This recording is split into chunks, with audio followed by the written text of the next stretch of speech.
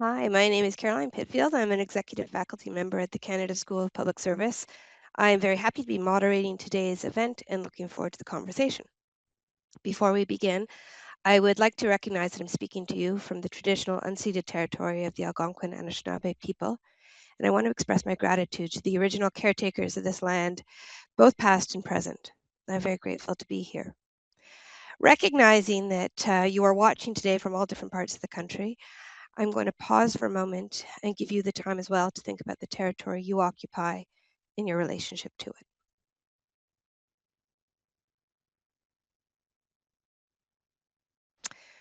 So these days, we are particularly reflective when it comes to the privilege of being Canadian. Both as individuals and as public servants, we are thinking a lot about our strengths as a nation and how we can leverage those.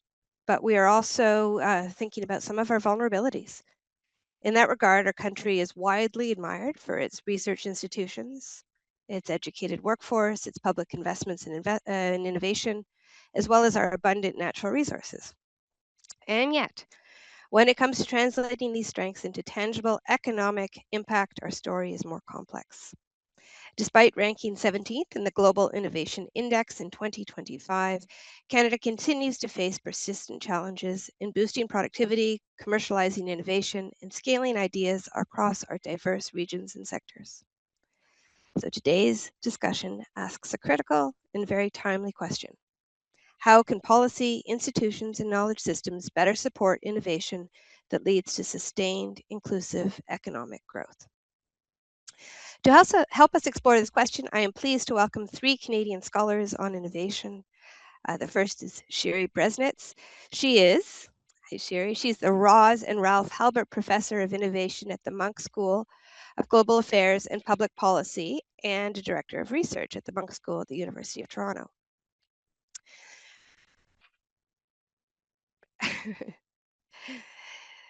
Our second panelist is Richard Gold. Hi, Richard. So Richard is from McGill. He is the Distinguished James McGill Professor, Faculty of Law, Faculty of Medicine, Health Science at the Beeler School of the Environment. He's also the Chief Policy and Partnerships Officer at Conscience, a nonprofit devoted to establishing open science drug discovery network. Our last speaker today is Catherine Beaudroy. Catherine is the Canada Research Chair of Management and Economics of Innovation, as well as a professor in the Department of Mathematics and Industrial Engineering at Polytechnique Montreal.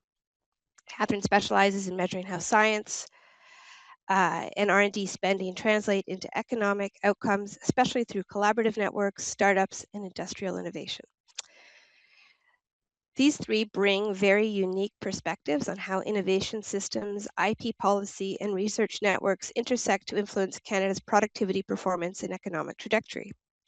Today, we are the lucky beneficiaries of the rich insights that come from hearing them together in conversation. What we're going to do is start by having each panelist do a short presentation. We're then going to move to a panel discussion where I get the privilege of asking the questions, and then a Q&A session with questions from you in the audience. We're going to get to the Q&A session a little later in our discussion, but I would encourage you to submit your questions for our panelists using the webcast interface when they occur to you. There's no need to wait. If you ask your questions early on, then they'll be ready when we start that Q&A session. To do that, please simply click the chat function icon, which is at the top right corner of your screen. You can ask your questions in the language of your choice, and we will get to as many as time permits. So with that, I am first going to turn the conversation over to Catherine, who is going to give us a little bit of a primer on our key terms, things like productivity and innovation. So Catherine, over to you. Well, thank you for the kind introduction. So bon après-midi, tout le monde. So I have the boring part of the talk where enunciating a number of definitions. So you can see productivity as a ratio between outputs and inputs. So it aims at measuring economic efficiency. So it compares the amount of goods and services that are produced with the amount of resources at the disposal of the firm, for example. It's generally measured in dollars. So if you divide dollars by dollars, then you get a percentage. So why are we talking about, productivity and innovation? I mean, what is the link between the two? You can think of innovation as contributing to both part of the ratios, both on the numerators and on the denominators. So we can improve the numerator by introducing product innovations on the market. We can improve the denominator by introducing business process innovation. And ideally, we tackle both. And this is how we improve productivity. So what is product innovation, at the numerator? So it's basically the introduction of new goods or services or significantly improved products and services to meet customer demands, solve problems, add value. So basically it drives growth by new features, functionality, or by introducing entirely new products that didn't exist before. At the denominator, we can tackle business process innovation. So do things more efficiently. So it's the implementation of new, significantly improved production, logistics, and maybe you can show the, the slides, the first slide that here you have the different definitions of innovation. So you can see that there's product innovation on one side, and then business process innovation kind of is separated into, 6 different types. So production, logistics, marketing, information system, operational methods that all aim at enhancing efficiency, reducing costs, increasing value. So it's redesigning the workflows, adopting new technologies, restructuring processes, and all of that is aimed at boosting productivity. And the important part of innovation is that it needs to be used. Otherwise, it remains in the realm of invention or patents. And, there's the orange part, and I think social innovation, we can come back to that in the discussion. So just next slide, please. So let's start by a very simple problem. You mentioned that we were a resource-rich country. So let's start with a simple problem that does not have a simple solution, unfortunately. So we are near the top of the OECD ranking. I heard that, on the innovation ranking, we were like 17th. Well, it depends on the different types of ranking. We have the best universities in the world. We are lucky to have plenty of natural resources, fertile land for agriculture. However, we don't seem to turn this luck into revenues and returns that we would expect from such a knowledge economy.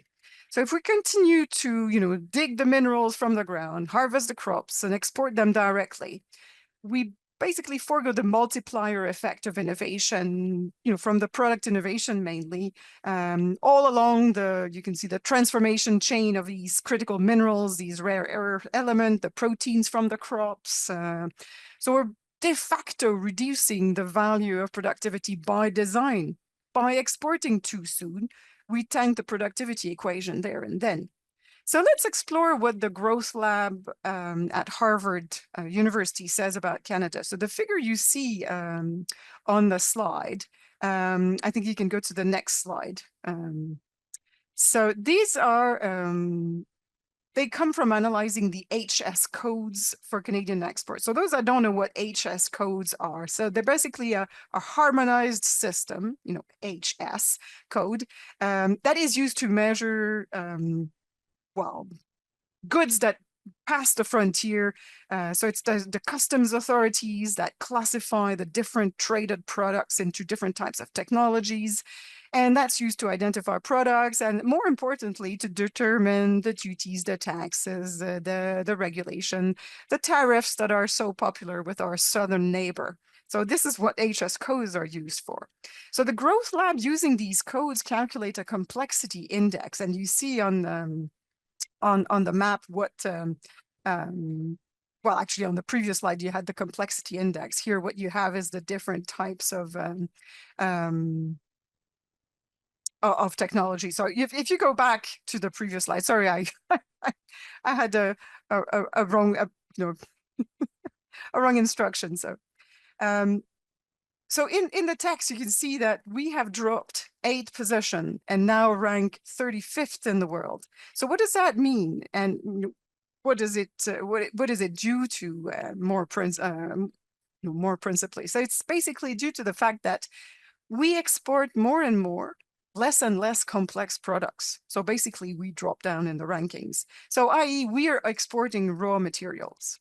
And if we depend too much on the prices that are defined by the world market, then our economy goes like this, because we have such a high percentage of our economy that is exported. So what do we export? This is when we need to go to the next slide. Sorry about that. So we export, so if you go to the next slide, please.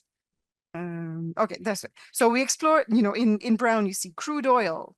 In gold color, funny that, we export gold.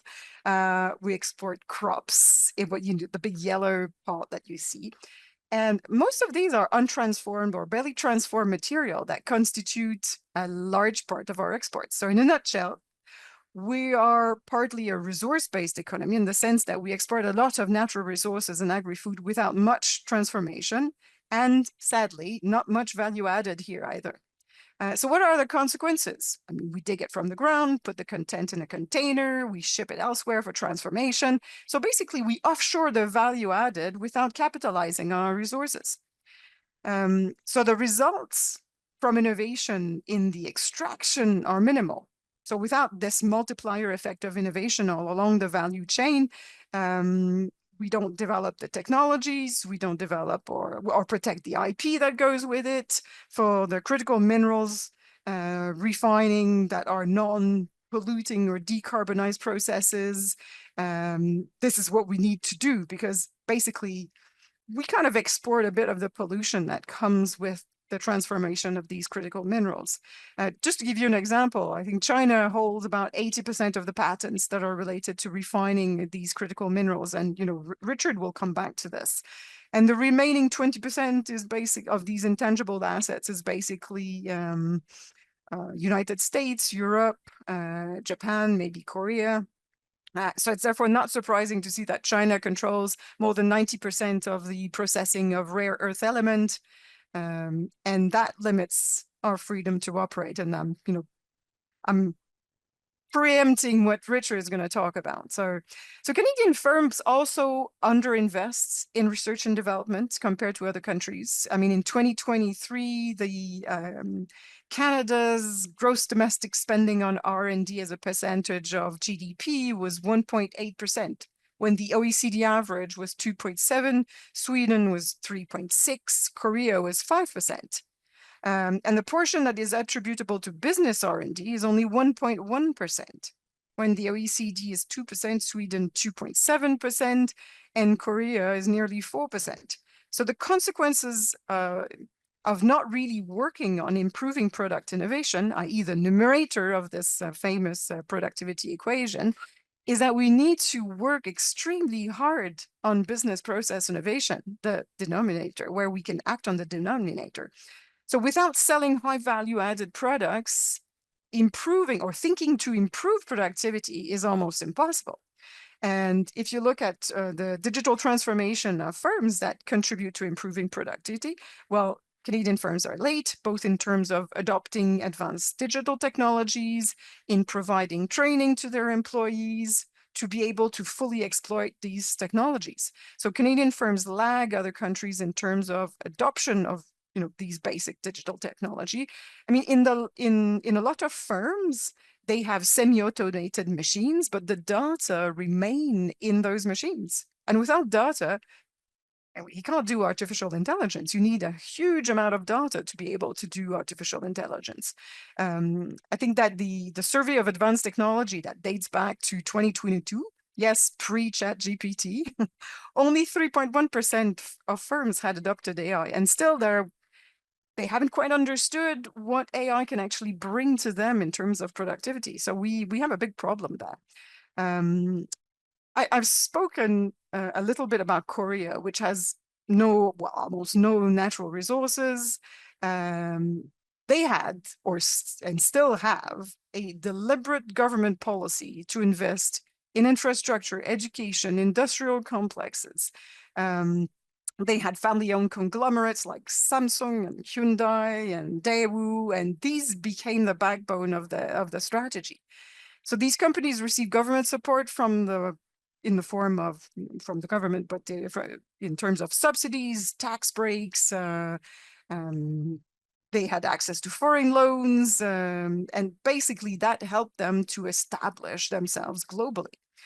And they had these policies dating back from the 50s, and by the 70s, South Korea was exporting everything from textile to steel, and you can see their rapid increase in improving their economy. So I think Richard, I've seen that Korea was or Korea's IP was on one of your slides, so I think I can pass the floor to you. I've spoken too much about IP, so I'll pass it back to you. And I hope I didn't go too much over time. Great, Catherine. As she said, Richard, over to you. She's deferring to you on the IP question. Can you tell us a little bit more about that? Yeah, it's always dangerous to do that. By the way, this gold is not being exported to the United States. So, I'm keeping this in Canada, at least in the raw form. So Catherine did a great job of just laying out the problem. It's really hard to do that in such a short period because it's actually very complex. There are lots of things going on. So thank you for that. Let me just take one aspect forward about this. And that's, as Catherine indicated, intellectual property. So just to give you a snapshot, I'll get to the slides in a second. So patents are granted on a country by country basis, and in Europe, regionally in some places in Africa, but basically country by country. So Canada has its patents that operate within Canada. And so if you're a business in Canada, you're subject to Canadian patents. If you're in the United States or acting in the United States, it's US patents. So each country issues its own patents. And if we look at Canada's issuance of patents, 90% go to foreigners. Only 10% are held by Canadians. And guess who the biggest patent holder in Canada is? Well, it's the United States. They hold 47% of our patents. Now, at least in recent years. Then let's turn to the United States. The U.S. Patent and Trademark Office. Well, they issue 47% of their patents to Americans. We hardly figure on that list. Going to Catherine's earlier point, but 5% of our patents are held by Chinese firms, and then everybody else falls away. So we have a picture here where even in our own jurisdiction, we are not exercising our patents. We are subject to U.S. patents. Let me go to the next slide, if you can, Carolyn. Is it up? There we are. So this is a picture from 2013 to 2017, done by Nancy Collini and Hollis in a paper they did. And I'm just going to leave it up there for a second, try and keep... So on the left-hand side is the darker bar, is the number of inventors from that country. It might be one out of multiple inventors, but at least there was one patent or one inventor from that country. The lighter bar next to it is the number of patents held by companies in that country. It's all controlled by GDP. That's why Israel is high, even though it's a small country. So you see that just from that chart, that we're somewhere in the middle. South Korea, which has a much higher GDP than we do, is doing among its best. Israel's doing very well. You'll notice that they have not quite twice as many inventors as they do firms, and that's because Israel's policy around innovation was really to focus on the research side and then to work with other firms in other countries for the commercialization. But you can just see that the whole thing is very high compared to their economy. Carolyn, if you can take us to the next slide. So my less lovely updated slide, which I did from updated data from 2021 to 2025 has a slight reordering here. Israel moves up, Korea down, but there's not tons of difference.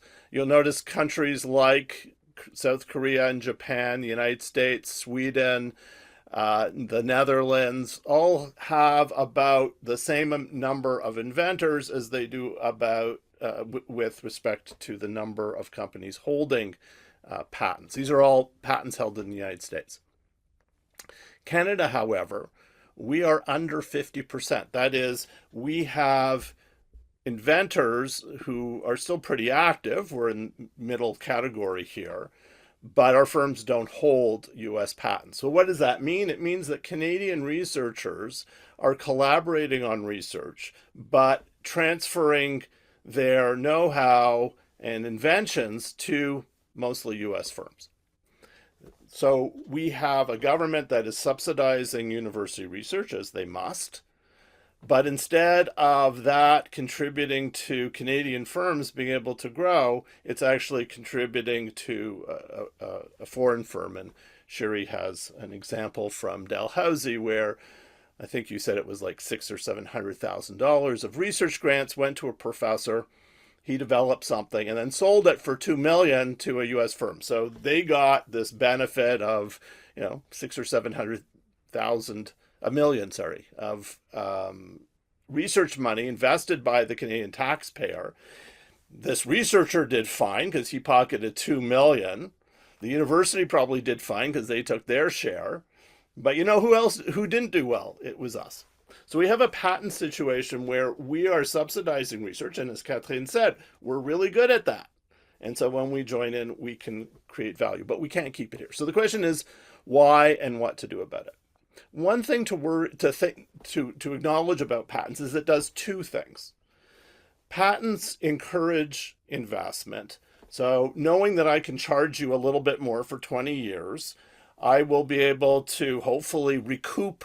I have the prospect of recouping not only the costs of doing my invention, but of getting some profit. So that's the theory of it. So on one hand, it does that. But at the same time, patents actually slow down research by other people, right? So they do that because I'm giving the monopoly to person A, and that person can then prevent other people from doing things. And generally, the patent system tries to balance these two interests so that the incentive is greater than the disincentive on future researchers. But in Canada, that's not what's happening. We get all the disincentive, but none of the incentive. That is, the incentive comes from US patents, not from Canadian patents. The Canadian patents are overwhelmingly controlled by foreigners, which means that foreigners are limiting what we can do with that knowledge. So this problem is called freedom to operate.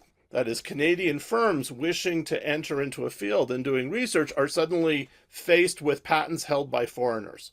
They can negotiate licenses, maybe, but, as Catherine said, in an area dominated by, let's say, China in terms of mineral processing, will they give us licenses? Probably not.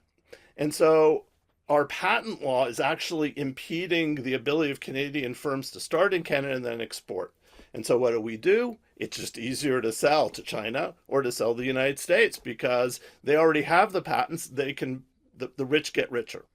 So it's not the fault necessarily of individual researchers. The environment is such that the incentive is actually to pass on this knowledge. So what we have to do in policy, and we can talk about this in discussion, is enlarge the scope of freedom to operate. And there are a number of things that can be done that other countries do, but we do not, because we're trying to copy the United States. Right? Remember, in the United States, 47% of patents are held by Americans. So the balance is pretty good. But yet they have greater protection for freedom to operate in many domains than we do. One example is that if there's a lousy patent out there, and there are a lot of them, it's much easier to challenge that in the United States and get rid of it early than in Canada. Europe does the same thing, but we don't. What we have been doing from a policy perspective is trying to copy the United States, but only that part that protects patent holders. The exact people who are constraining our innovation. So we can come back to it more in the discussion. But time for Sherry to jump in. Thank you, Richard. So we learned what productivity is. We learned how innovation is connected to productivity. We learned the importance of the fact that we are mostly concentrated on extraction, and the big issues that relate to the fact that a lot of our inventions are tied to non-Canadian firms. So what do you do with that? And how do you approach this thing? So I think one thing the three of us agree upon is the scale of how you need to approach productivity. And that is regional innovation systems. And that's what I want to talk to you in the next few minutes. So we know, well, we can wait with that slide for a little bit, but we know that there's a disconnect, right, between the fact that we have highly skilled labor and very progressed research, right? The world is buying our research. But we want to understand what is the role of university in innovation and how it's tied to productivity. If you think about a scale to look at, so that's what is regional innovation systems. But before I go to regional innovation systems, I want to talk to you about one important thing, and that is knowledge. Okay? In today's economy, and if you didn't get that with what Catherine and Richard were telling you, knowledge is the most important resource, and learning is the most important process for economic growth. Organizations need to create and not just process knowledge, right? Remember Catherine's two parts. Innovation is not just an information processing. It's an inside-out process of new information creation, right? We need those inventions, process or new products.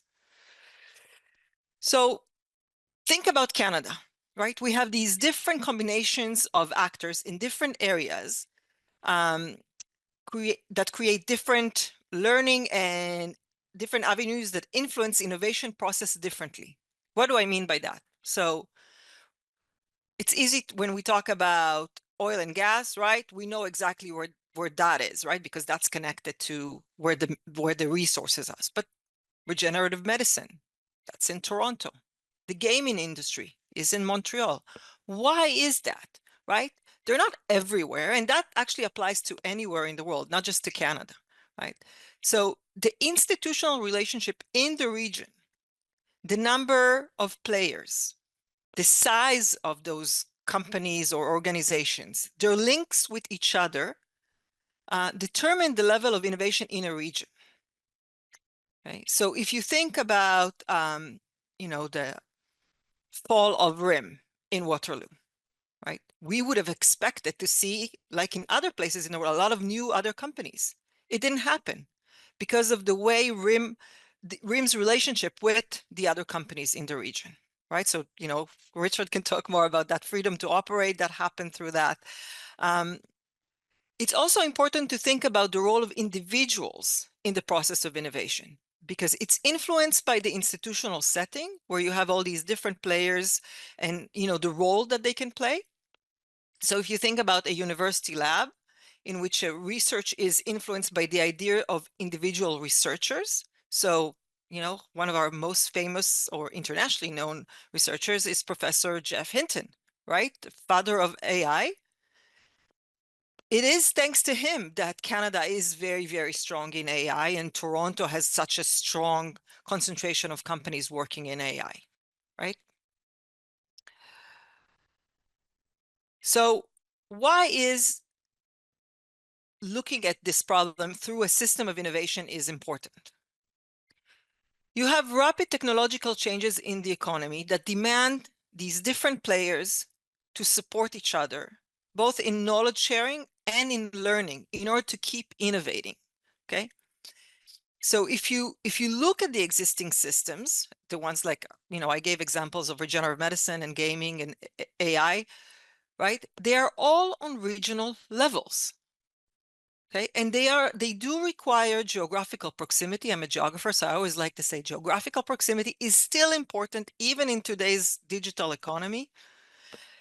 And a common language, all these actors need a common language. And I'm not talking about English or French. I am talking about this shared background that individual actors and geographical proximity provides in order to promote innovation. So how does the regional system of innovation operates? Okay, now we can put the slide up. This is a combination of work of both public and private institutions, right? The public sector provides support to the private sector by enhancing production and distribution of technology and by reducing transaction costs. This is very important. If you think about the public sector, we are supporting all of the economic activity. And yes, the slide, we don't see the slide. Okay, here's the slide. So this is like a small example of kind of players you have in the regional system. And this is where universities and research institutions play an important role, right? So if you see in the slide, you have the research institutions, you have the universities, you have the civic society, you have the private firms, you have the financial institutions. We forget about them a lot of times, the banks, the venture capital. And if you think about each region, I understand people here are from different parts of Canada. So think about, if you just think about these players in your region, how many are there? What is their quality, right? Even between universities and research institutes, right?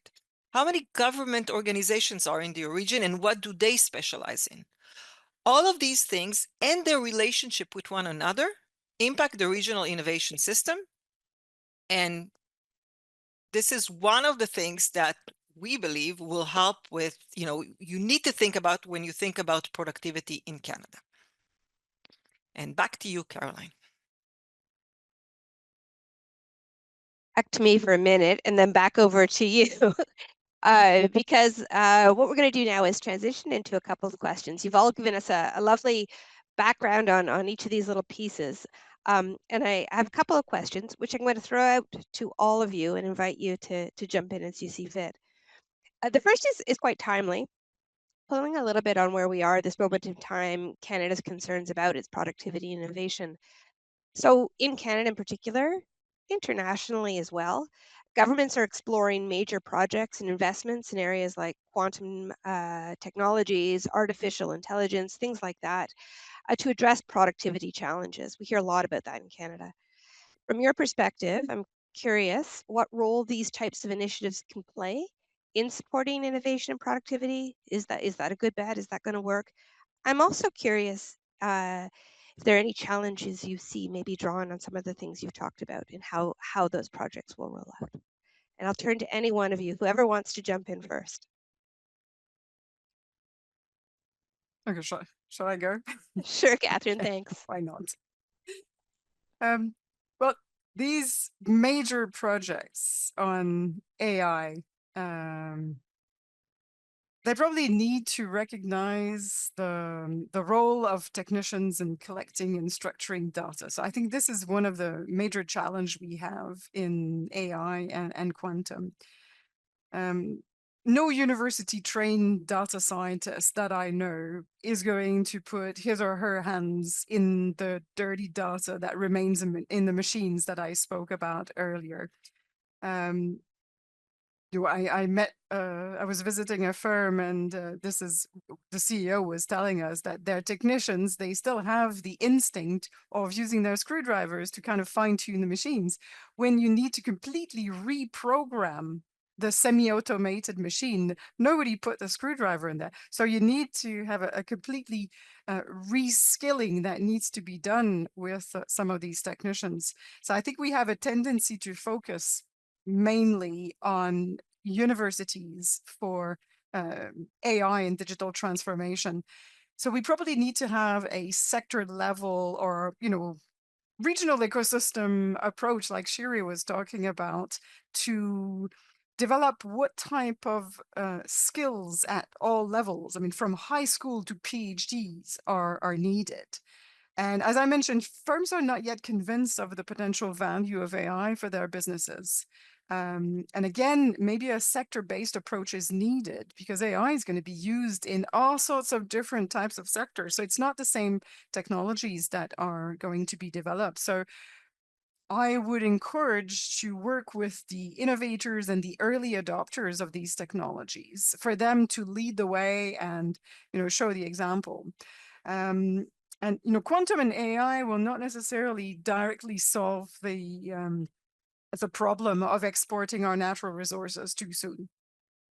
For that to happen, firms would need to patent new green technologies that allow them to transform the critical minerals without polluting, using net zero processes. I mean, yes, AI can be used to help identify which type of new materials can be developed. And, there are firms and universities that have developed technologies for that. And this is a niche to be occupied. So I would say, the race for green transformation patents is open. Otherwise, we continue to offshore the pollution and the value added, and we're on the wrong path for climate competitiveness. And thinking about competitiveness, for Canadian firms to be ready to compete, we need a clear signal that there is policy stability, targeted support to back firms up. And in times of fiscal constraints like we have at the moment, or high uncertainties, the companies that take deliberate steps to overcome innovation barriers and that make effective use of the available programs that exist are significantly more likely to innovate than those that stand still. So doing nothing to overcome the barriers to innovation is the wrong thing to do. The problem we have is that post-COVID, firms seem to assume that for them to even consider embarking on innovation activities, they would require support from the government. So we need to have a change of mentality. And I published a CD Howe Institute commentary last summer where I show that it's the complementarity between the private initiatives and the government programs that really make a difference. But first and foremost, the firms need to take matters in their own hands to innovate. If they do nothing to overcome the innovation barriers, they fail. It's the worst strategy. So these big projects, I think, are there to entice companies to do something, but I hope there's a response from the firms. But with these big programs, there's a whole lot of other programs that need to come with it in support, and hence the complexity that Richard was talking about. So I'll stop here and leave my colleagues add some more information. Maybe we'll go in the same order. I'm sure Sherry has something to say here too, but I just want to pick up on a couple of points that Catherine talked about. The importance of data. And we're not talking about the same data that's underlying the LLMs that we're so used to. We're talking about scientific data driving scientific processes. And that data is lacking, right? We had it for AlphaFold, which won the Nobel Prize a couple of years ago on the structure of different proteins. But we don't really have high quality, large scale, systematically collected data in other fields. So for climate, for physics, for materials, that data is lacking. And so the ability to train AIs, at least using current methods, is limited. And this raises an issue, and there may be some disagreement among us on this, and that is we have we have these regional innovation ecosystems, but they're not necessarily that strong. Many of them are fragile. That's not the part we disagree on. How do we make them stronger? When we have so few resources, governments are not investing as much. Certainly the private sector hasn't had a history of inventing. And so it presents a challenge of openness. Some things we can do better together. It's more efficient to do it together, where we collect, let's say, these large databases together. At some point, however, there has to be a mechanism to take that knowledge and produce patentable objects that do make money. And we probably disagree on where that line is, but I think there is a public goods quality to the data. So one thing you had mentioned at the beginning, my hat as Chief Policy and Partnerships Officer at Conscience, one of the things we're launching with a few foundations is something called Beacon, which is a repository for large-scale scientific, in this case mostly in the biological spaces, data. And then we set up competitions because there's a ton of hype in AI. So how do we know who's actually doing better? How do we learn from it? So that is done in the open, but we still have to figure out, how do firms take that, how do they participate and turn that into something they can sell? So to me, that's a huge challenge. And this is only in the areas of the major projects that are technologically driven. For pipelines and so on, it's unclear to me where the innovation opportunities are. Maybe Shiri has an answer to that. By the way, if you stay on till 3:05, we'll have an answer to all Canada's problems. Unfortunately, we end at 3. Exactly 3:05. Sorry. So I don't have a lot to add here, except to say that we need to find a way to encourage our companies to do more R&D. And I would say specifically for Canada, we need to consider what we defined also as R&D under our current definition, because for some of us who study research and development and its impact on innovation, the definition of R&D in Canada is almost anything, and it's very different than other places where the emphasis is about both process and product innovation, very specifically. And we don't really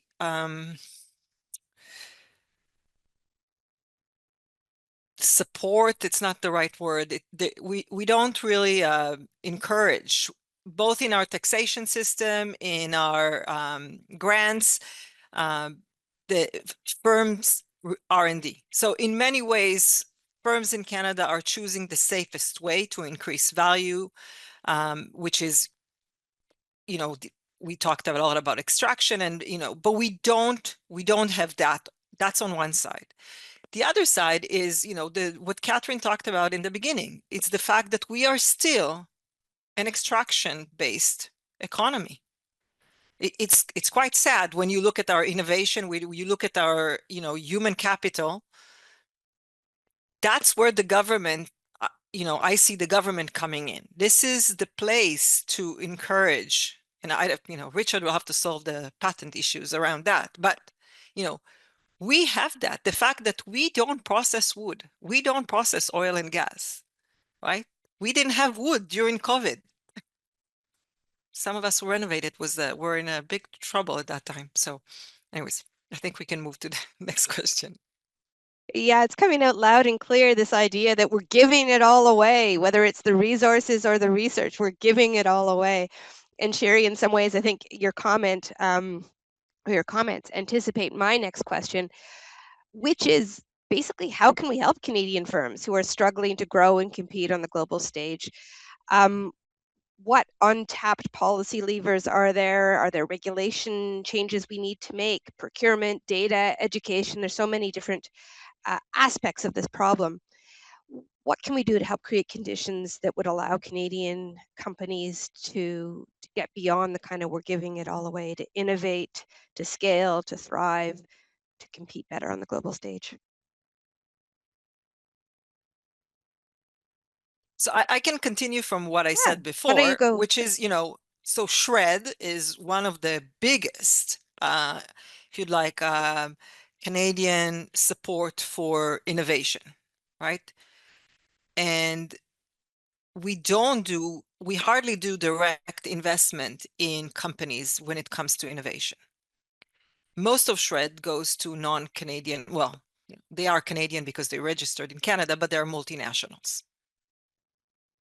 So this is an incentive policy that can be controlled by the, changed by the federal government, and help support companies. There's also the entire bureaucratic stages of, it's very hard for small and medium enterprises to, request these funds. It's very bureaucratic. And so who can deal with this? Mostly large companies, right? So there are ways that we can make things easier. The last thing I would say in regards to R&D is, and we have started to do this in a small scale in Canada, which is the equivalent of the SBIR grants in the US.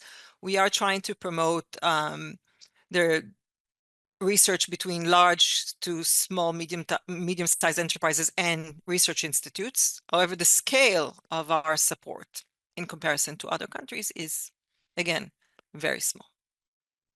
Jerry, can I ask you quickly, for the benefit of generalists or people that don't think about productivity all the time, to tell us what SBIR is, and maybe even to give us a very brief primer on SHRED, what SHRED stands for? Okay. Very quickly. So SBIR is a Small Business Innovation Research program. It is now, I want to say 30 years, 40 years old. Its funding is coming from, so all the national foundations, so which in Canada is the National Research Council, in the US NSF, NIH, DOD, all of them have to give about 3% of their annual budget to support these programs, right? And they are a combination of projects that have both small firms, large firms, and research institute. There's different stages and you move according to the stages, but the most important part at the end, there's a procurement process in which the government actually says, if you develop this, we will be your buyers. And initially when we started the process in Canada, I understand we are doing better on that, but we had some issues claiming that because of NAFTA and we weren't able to do it, which is hilarious because the Americans have been doing this for years. SHRED is, I don't remember the acronym, but that's the tax incentives for companies who are doing R&D. But as I said, the definition of SHRED on R&D is very different than, I would say, other places and what is defined as R&D. Thank you. That was excellent. Richard, Catherine. Richard, I see you. Richard, I'd like to have your opinion on something that I'm going to talk about. Sure, I'll wait. From a lawyer's point of view. So bear with me. So I mentioned, the obstacles to innovation that the firms had to overcome. And, the biggest obstacle, obviously, it's the uncertainty and the risk that is inherent to the innovation process. And that tops the obstacles mentioned by the firms and all the, survey of innovation and business strategy. It's closely followed by lack of funding, lack of skills. I talked about the skills earlier. Then the small market size in Canada and the regulatory issue appear on the radar. But for uncertainty and risk related to innovation, nothing much can be done except investing in skills and training and having more money for R&D and more time. For other obstacles, the government can play a role, but it cannot play the entire cast of characters. So if the firm does nothing, it's, about, 10 to 15% less likely to innovate than a firm that is not burdened by, for example, the lack of skills. If the firm takes initiatives and is not successful, i.e. they're not using government programs and what they tried didn't work, then it slightly improves its chances by about 7%. And, this, I'm quoting figures from the C.D. Howe Institute commentary. It is about still 6% less likely to innovate than a firm that does not suffer from innovation obstacles. So, doing something is better than doing nothing, even if it fails. When the initiative taken seemed to be a success, it's the firm's chances of innovation are, equal to a firm that is not burdened by a lack of skills. The same is true if a firm uses government programs. Its performance reaches about the same level as a firm that is not facing obstacles related to lack of skills. So if you're not burdened by lack of skills, doing something that is successful, the private initiative, and using government programs brings you at the same level of innovation potential than firms that are not burdened by that. So it's the combination of private measures with a soupçon of government programs that does the trick. And I've spoken a bit about regulation. I think the narrative about regulatory sandboxing needs to change. And I think it must be clear that the goal of these pilot studies is to test new ways of co-developing innovation and regulation. Sometimes regulation doesn't exist, it's ill-suited for a new product or processes, or it's incomplete. And sandboxing is not there to deregulate, although this is what we read in the press. You can think of the innovation regulation dyad as a kind of snake and ladder game, and this is what it's perceived as. And we've seen that during the pandemic, that by sharing data, I mean, Richard talked about that a bit more. Performing tasks in parallel, developing the innovation and doing the clinical trials at the same time. That helped accelerate innovation and the regulatory process.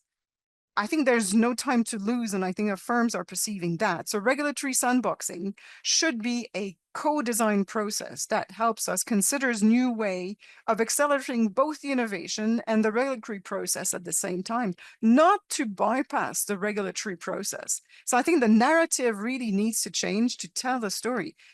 Innovation is a team sport, like rugby, hockey, take your pick. It should not be a relay that we pass the baton once we finished a stage. So by doing things collectively, think of a rugby attack line where we're just passing the ball backwards while all moving forward. This is the best analogy I can have. So Richard, I'd like to hear you on IP and regulation. No, and I agree. I think often people think the best regulation is no regulation, and that actually leads firms to underinvest because they don't know what might be happening. Having clear set of guidelines is actually helpful for industry. And so there's some places where they come up with rules, but there's so little definition to them, nobody wants to enter. So regulation, as long as it makes sense, in the sense of the process, is actually really important to innovation. So I fully agree with Catherine that you can't just have it imposed as we're not going to do this, or we're scared of this, or whatever. That doesn't work to increase innovation. It has to be done in concert with the communities involved, but it's an essential feature.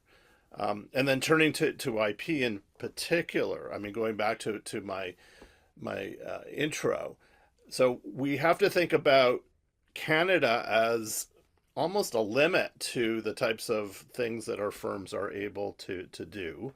There are some exceptions for creating things, but often their first market is Canada and selling it. So what you want are mechanisms that allow firms to easily get rid of bad patents. Right now it's just too expensive. It costs $2.5 million plus each side to challenge a patent. Well, a small firm's just not going to do that, and therefore a bad patent will just stop them from doing anything. They'll do an initial, they may start, they'll get a letter, we're stopping. So we need processes to do that, and as I said, the United States has these, Europe has these, we don't. The UK has something which is a fast system with limited amounts of money that can be given that give out an answer quickly. Something like that could also be good to give freedom to operate. But the other thing is we have to enter into the United States, right? That's our major market, and Europe. And yet we tell firms, go ahead, go enter. Well, they don't know the patent landscape there. CIPO does provide patent landscapes for Canada, but, frankly, we're 2 to 3% of the global market. We want to sell in the United States. A firm needs to know, if I start developing this, will I be able to sell it in the United States? So they need the resources to support that. We have, a patent pool that the government funds, but it's pretty small scale and only in some technologies. So we need to actually have more business acumen and business support so that these firms could figure out early on what will I face if I go on the market? And at that point, they have an opportunity to perhaps change the direction a little bit so that they can enter into the market, understand, people who hold patents may be a problem, but they can also be a distribution channel, and you set up arrangements. So we need a lot of support in how to use the regulations as well. that exist, not only in Canada, but internationally.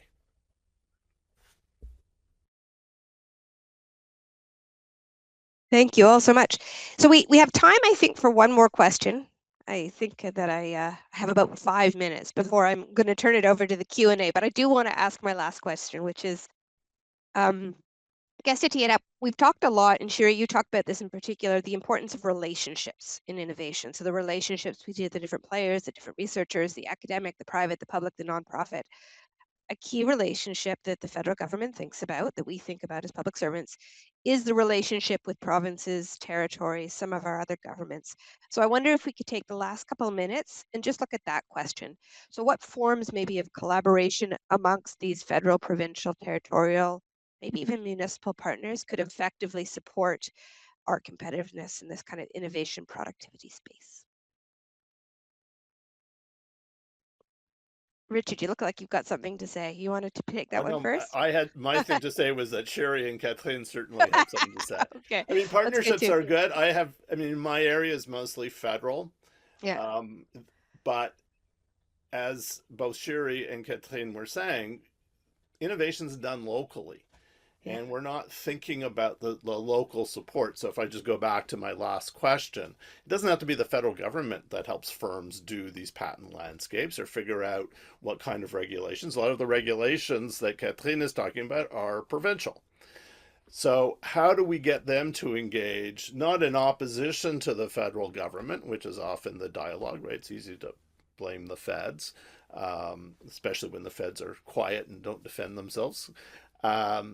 But how do we actually see the province as taking a leadership role on the regulatory processes, but supporting locally the firms to the extent that we need shared data? What can they do to share data? So I see a collaboration, at least given the different jurisdictions of the federal government and the province.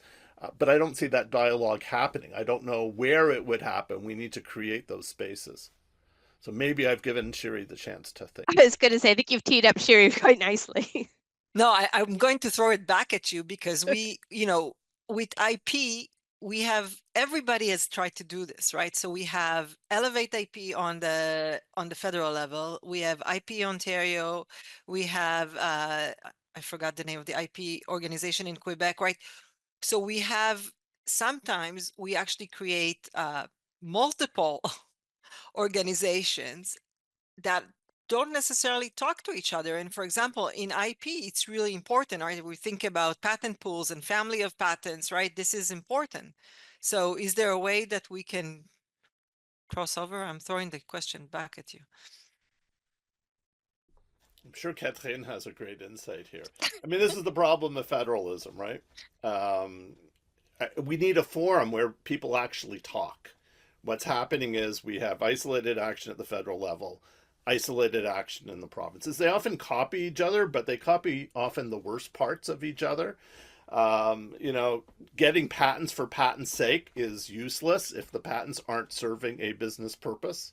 If sometimes sharing is better than patenting. I mean, universities were given about 25 years ago, the Canada Research Chairs in return for just increasing the number of patents. So I remember, someone representing our VP research coming into Senate said, "Oh, it's been a great year. We've got 4 patents. Oh, we have no licenses." Like, having a patent and not licensing it is counterproductive. And so we need a better coordination about what we need. We need to acknowledge what I was saying before. Freedom to operate is really important, and that's why the patent pool is here and so on.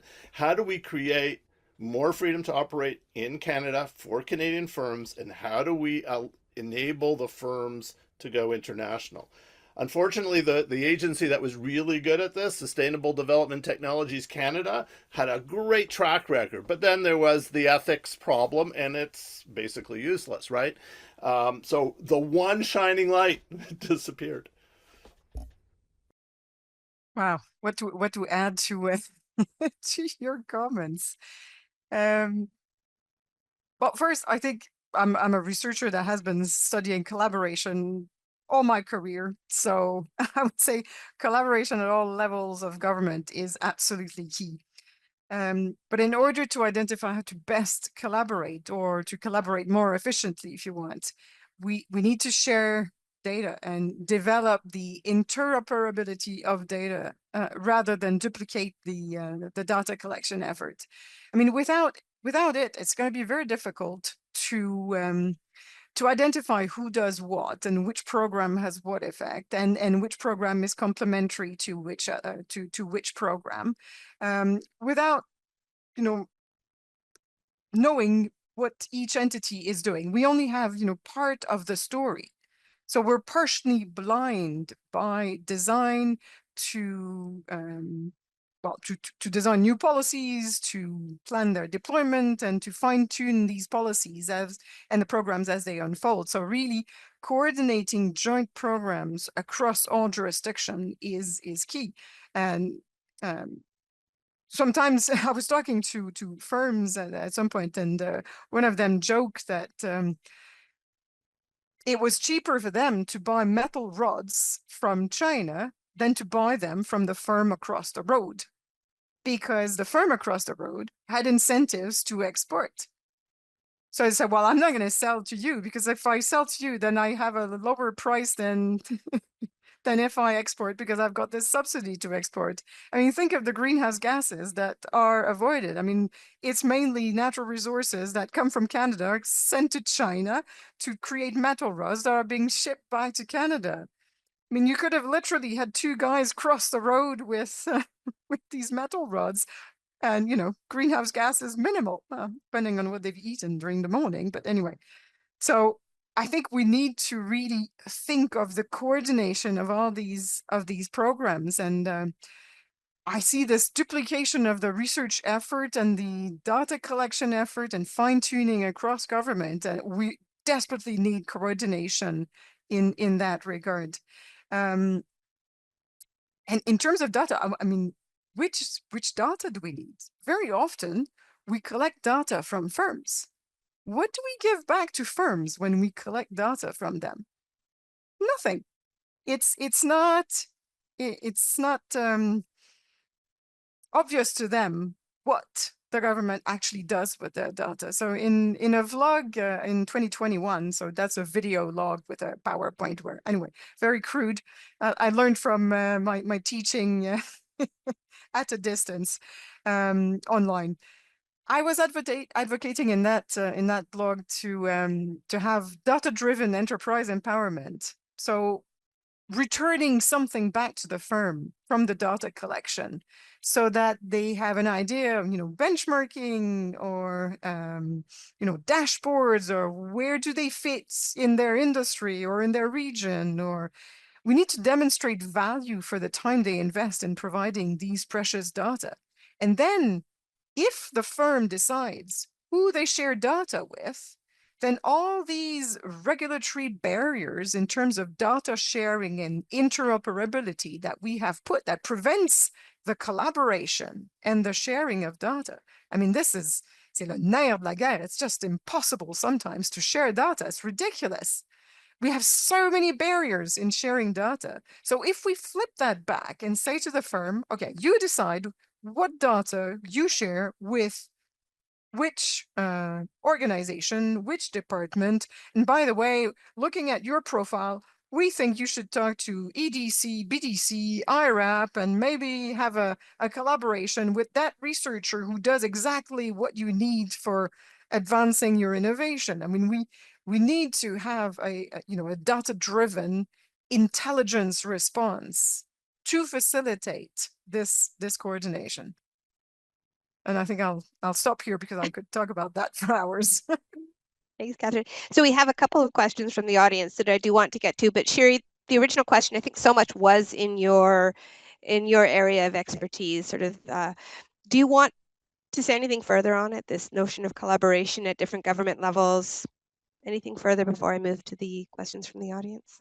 I think this is basic policy, right? So when you create a policy on the federal level without thinking how this trickles down to the regional innovation system, getting to the different players, you have done just half the work, right? Because, you created a policy, great.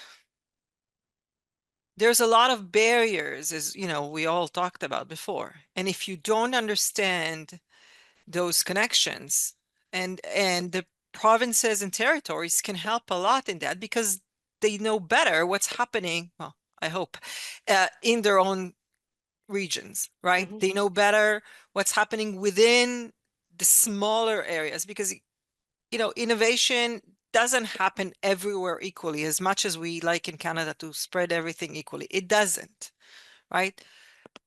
We have certain kind of knowledge in different places. So connecting our both federal policy to provincial and vice versa, by the way, is really important. Because if you don't understand the challenges of submitting a SSHRC, for example, this is something that, yes, it's a federal policy, but the provincial government, the municipal governments, they know more about what's happening with the firms in their regions, Mhm. right?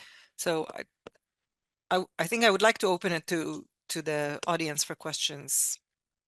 So in a way, you actually just did, because one of our first question is, how can policy design better account for regional differences in innovation capacity across Canada? So I'll just remind people that if they do have questions, they should go ahead and ask them by clicking on that raised hand icon in the top right hand of their screen. We'll try to get to as many questions as possible. I did want to table that one again, just in case anyone else wanted to say something about this question: policy design, how can it better account for regional differences in innovation capacity across Canada? Any further ideas on that one? Look, I think we already talked about it. So it's not, there's no, in any innovation system, there's no one solution that fits all.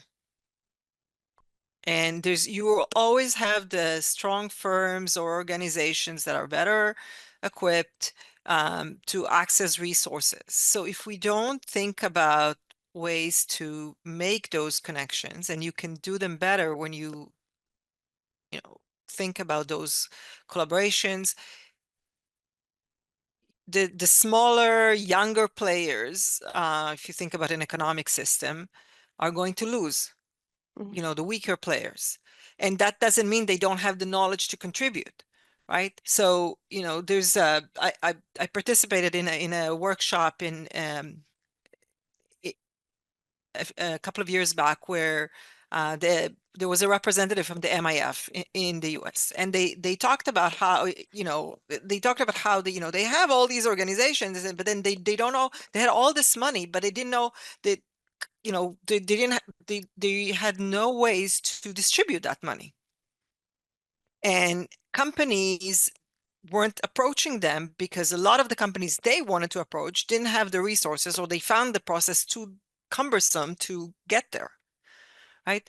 So I'll give you an example on the university level, which is something that the three of us know very well. Okay, so even at the university, the research office cannot tell you what a professor is working on right now. Publications are something that comes out 2 years after, in a good case, and patents, a lot of time we wait, right? Because you don't want to get the patents out. So how do you make a connection, as Catherine suggested, between those firms and the researcher that works on this specific solution? So who knows? A lot of times it's the multinationals that have the resources and the people and they keep the connections with the individual researchers all around the world. But a small company, a startup, how would they know how to connect, even within Canada, right? So, I mean, I'm not saying there's an easy solution for that, because if we could, like, a lot of universities around the world would be jumping on this. But I mean, this is part of the translation process that we need to invest in. If I can jump in, I mean, a project that Sherry, Catherine, and I, with others, are working on is basically to see this as a problem of innovation, right? We have to innovate our policy space, and we shouldn't assume that some academics will just come along and say, here's the perfect solution. We actually have to experiment. And so what we've been proposing is, we look at parts of these ecosystems at a regional level. So it could be gaming in Montreal, could be robotics in Toronto, could be mining in Toronto, in Ontario North or Yukon. And we set up an experiment where we talk to the industry, the big ones, the small ones, the universities or colleges, the government, and we actually say, what do we have to do here? Mhm. And we actually construct it. And I don't think it can actually be done through government, but it could be supported by government because it's cross-cutting. And so what we're proposing to do is have a series of these experiments. This is quite common in international development economics, but it's moving into innovation economics, where you actually go and you collect the data and you do analyses of this so that we can figure out of all these experiments which one works. Why should we assume we can come up with an answer that will cross all areas of Canada, all ecosystems, all industries, right? You have AI system communities in Montreal and Toronto. They're vastly different, right? Quebec is built around Mila, about the social implications. It was founded on open source. Toronto is much more proprietary. There's no one solution that's going to work for both. So I think we have to get our minds around single solutions, and Canada as a policy has to be willing to experiment, which means they have to be willing to accept that some of those experiments won't work. Well, in the vlog that I was talking about, I used to call that precision bigs. So precision business innovation and growth support for the firm. So the innovation support targeted to the firm for what the firm actually needs. How do we get to that? That's very different. That's very difficult. That always makes me laugh because my first research project, when I was back in Manchester, I was working with Silicon Valley, and the project was called Silicon Valley and its Imitators. And we were basically trying to see what was the magic recipe in Silicon Valley that we could replicate. And I think the conclusion that I came to during that project is that I have recipe books from all over the world, and whenever you read the recipe books, you have ingredients that you don't know about. You Google the ingredients, says, okay, I can replace that with that. So basically, we're trying to copy everybody else's policy with the ingredients that we have locally. Well, that's not going to work. We need to write our own recipe books for each sub-regions that we have, for each subsector. And I think that starts at the ground up, from the firms that we have on the ground.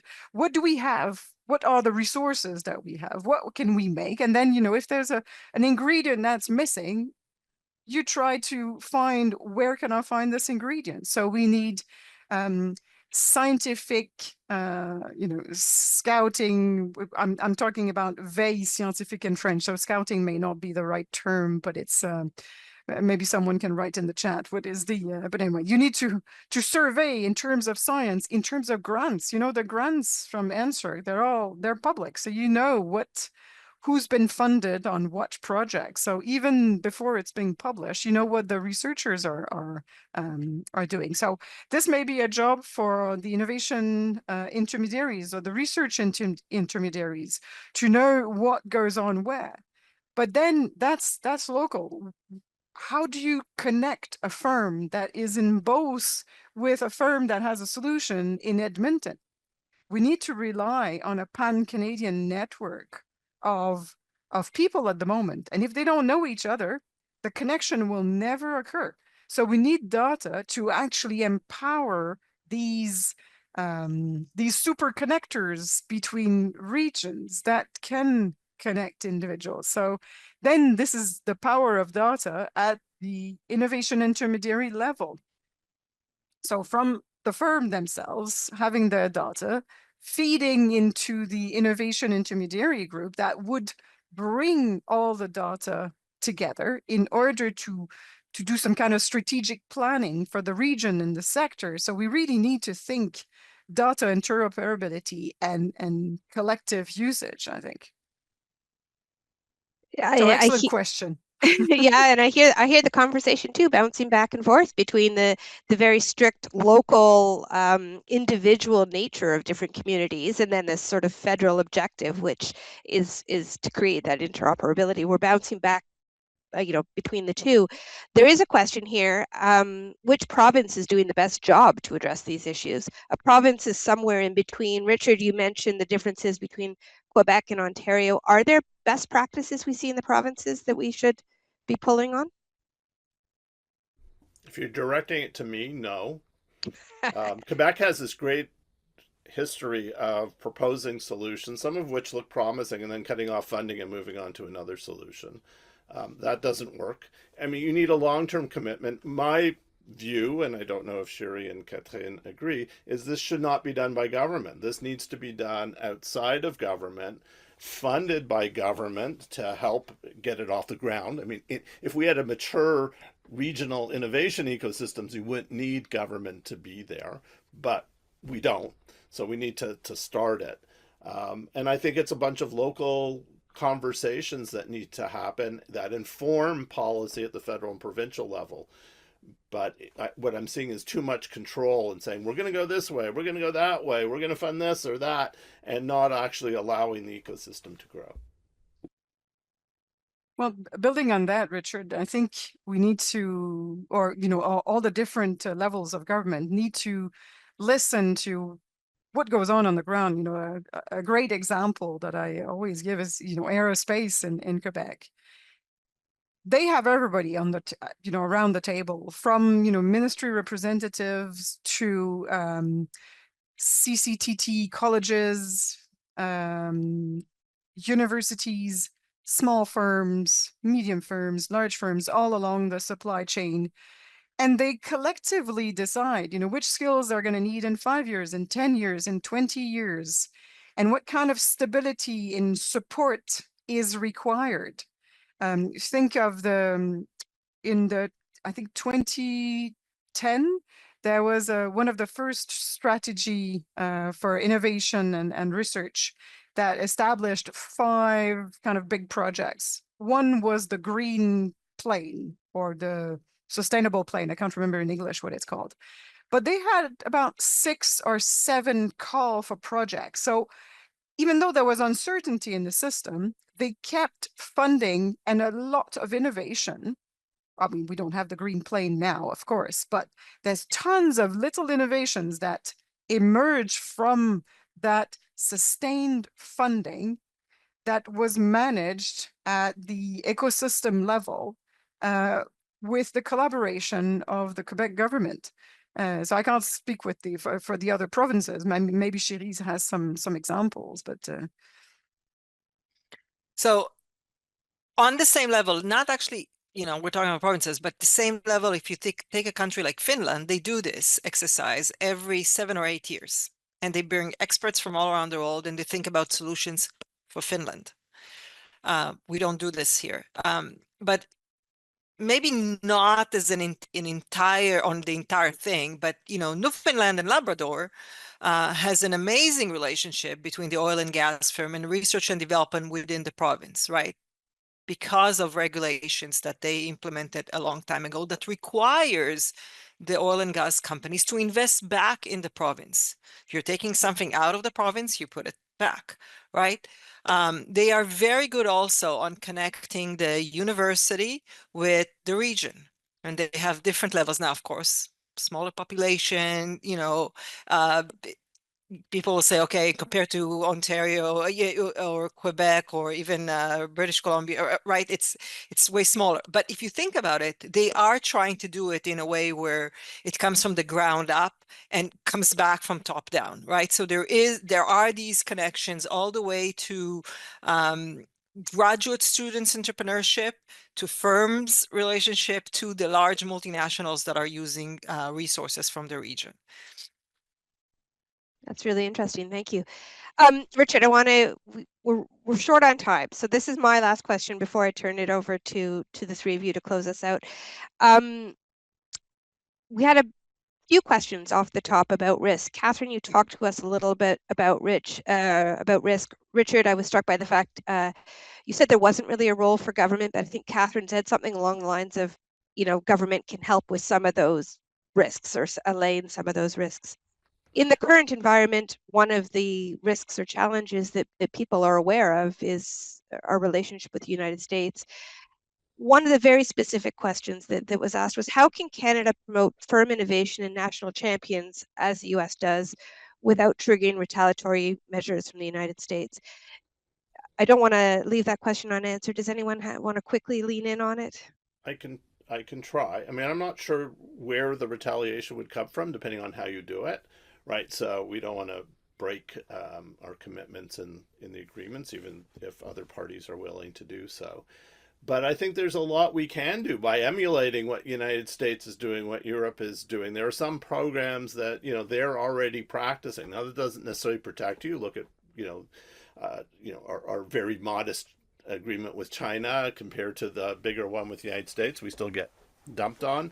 So there's never any certainty. But I think we can do a lot. These conversations that happen at the regional level, I think, should not trigger anything. If we're doing patent landscaping, helping firms enter into the US market, if we assist Canadian firms to acquire IP, I don't think that's a problem. So I'm not sure exactly where we would go, especially if we're doing this somewhat outside of government, right? I don't think there's much difference between Catherine and me. It's that I don't think government should be running the show, and I don't think Catherine either, but government is an essential actor to de-risk things. They can fund projects, they can incentivize this. And the more government does it that way, the less the risk of any retaliation, because it's not the government acting, it's private actors getting together. Thank you for that. I have one last kind of question for the three of you to answer. Anyone want to build on that last question, though? Anything further on the retaliatory risk? If not, I'm going to combine my last question with one of the questions we had from the group. So some interest in what the most important institutional capacities for the public service, like what kind of institutional capacity do we need to support an innovation-driven economy? That's the question from the audience. My question would be for you, while we have you here, what would you like to see us do? What is the one piece of advice you would give public servants who are looking to contribute to increasing productivity and innovation in Canada? We've got a couple minutes left. I'll give you each a turn to share your wisdom. And I'll go maybe in the order that we started with Catherine, Richard, and then Shiri, I'll give you the last word. Okay, no problem. Well, I'll be very short. I think we need data to inform firms, ecosystems, and the various levels of government and the innovation intermediaries and research intermediaries in the system. Without data, we're skating blind. So data in near real time to be able to evaluate and adjust programs rapidly. I mean, I was joking when I was talking about AI adoption and SIBS. It dates back from 2022. I mean, it's pre-ChatGPT. It's ridiculous. So we need more data, but not duplicate the data collection effort. And we need to test ways of co-developing and evaluating policies within an observatory of innovation of some sort, or a research institute that provides strategic intelligence for decision makers to have the information that they need to take the best decisions. And decision makers here, it's the firms, it's the orchestrators of ecosystems, it's the civil servants, it's all of us are using the same data to make different decisions to help firms in Canada innovate more, better, more rapidly, more efficiently. So I would say, data skills, but without duplicating the data. Thank you, Catherine. Richard, closing word. So I echo that. I think the proper attitude of civil servants is, if someone says, oh, they're doing this in Silicon Valley and it works, or it's going on in Boston, the first reaction should be, yeah, what? Let's do our own thing, right? So it's to reject, whether you're implementing IP, whether you're doing whatever policies, you can get inspired at a general level, but don't go to the micro level and think it works. And the other thing is to listen, and to set up places where we can actually listen and experiment. And that might be through government, but it might also be government actually supporting, as Catherine was saying, an observatory or group of researchers. I mean, obviously I'm biased here because I'm one of those. But I think being part of the conversation, but not necessarily being upfront and having to take responsibility for justifying it to your minister. Thank you, Richard. Last word to you, Shiri. Thank you. So I would ask that they, just what Richard and Catherine said, but also importantly to think about how we direct investment in these collaborations between these different players on the regional level. Not being afraid that the benefit will not be in our province, it might be somewhere else in Canada. So what? We're still benefiting from it. So that's one. And the other thing is, and I think we had a little question about risk averse in Canada. I don't think we are risk averse. I think if you look at our innovators, we are innovating as Richard has shown in a nice scale compared to the rest of the world. Our problem is we need the incentives, and that's where I would push the policymakers to think about the incentives we currently give and how we can, improve them and be ready for failure. It's okay to fail. And, we, at one point in our, just the last few years, we tried to create an innovation agency to allow these kinds of failures. And, we should do something, whether it's in an agency, whether it's on the provincial level or in different projects, but be willing to take the time, because these things take time, and be willing to fail. Thank you so much. Thank you, all three of you. Unfortunately, we are out of time, but I want to thank you for helping us today unpack this complicated relationship between innovation and productivity. Honestly, I think you've just whet our appetites for more of the same. And in that regard, I want to invite those of you watching today, I want to invite you to continue following Shiri's work in particular with the school over the next year or so. As the Jocelyn Bourgon Visiting Scholar, you will have the opportunities to hear more from her during her tenure and through future events and discussions.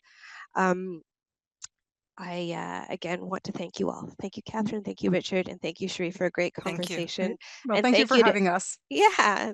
And thank you to the audience for joining us for today and for some really wonderful questions.